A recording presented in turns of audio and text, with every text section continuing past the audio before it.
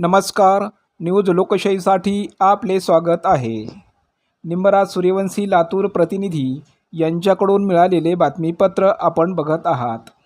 लातूर जिल्ह्यातील जळकोट तालुक्यातील डोणगाव येथील मनोवादी वृत्तीच्या गावगुंडांनी दिनांक 12/9/2025 रोजी भानुदास पुंडलिक वाघमारे या बौद्ध समाजाच्या इसमास किसन गंगाधर पवार व त्याच्या काही साथीदाराने मोटारसायकलवर जात असताना अडवले व गाडीच्या समोर अशोक चक्र का लावलेस, बाबासाहेब आंबेडकरांचा फोटो का लावलास यावरून बेदम मारहाण करण्यात आली आहे.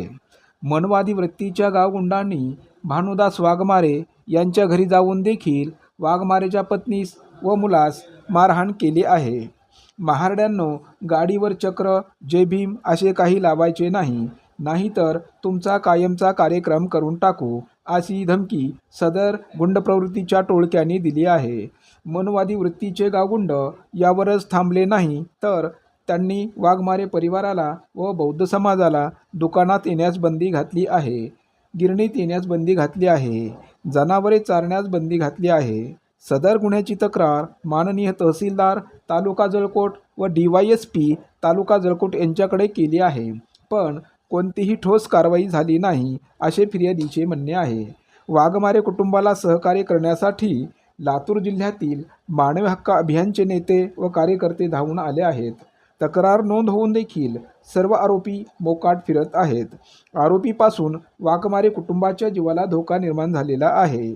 आरोपींना जेल होत नाही तोपर्यंत वाघमारे कुटुंब उपोषणास बसणार आहे, असे मानवी हक्क अभियानच्या कार्यकर्त्यांनी न्यूज लोकशाहीसाठी बोलताना सांगितले आहे.